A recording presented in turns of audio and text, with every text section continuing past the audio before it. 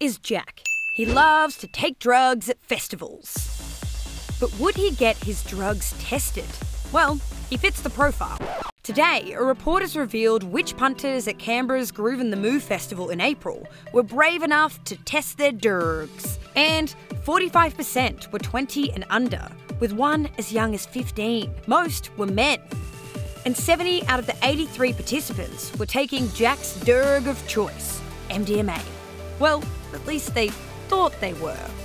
You see, the pill testing pilot report also revealed what was actually in those drugs. And for some, the main ingredient was pretty surprising. We're talking caffeine, antihistamine, dietary supplements, and weirdest of all, oil.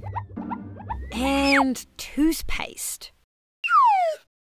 However, out of the 83 samples tested overall, 42 did contain MDMA as the primary ingredient, but just 32 of those were high-purity MDMA, with most of the rest watered down with what's known as filler or a cutting agent, which is often something like lactose, aka sugar, but can sometimes be other, more harmful stuff.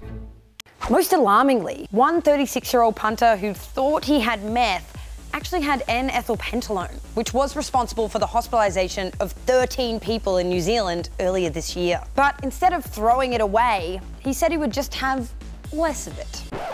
Genius.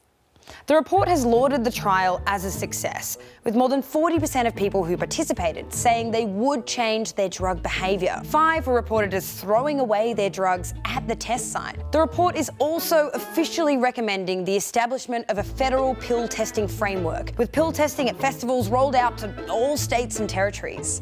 The government's response? I would urge people who attend arts events to say no when someone offers them illicit substances. Look, abstinence is all well and good, but we know that harm minimisation works.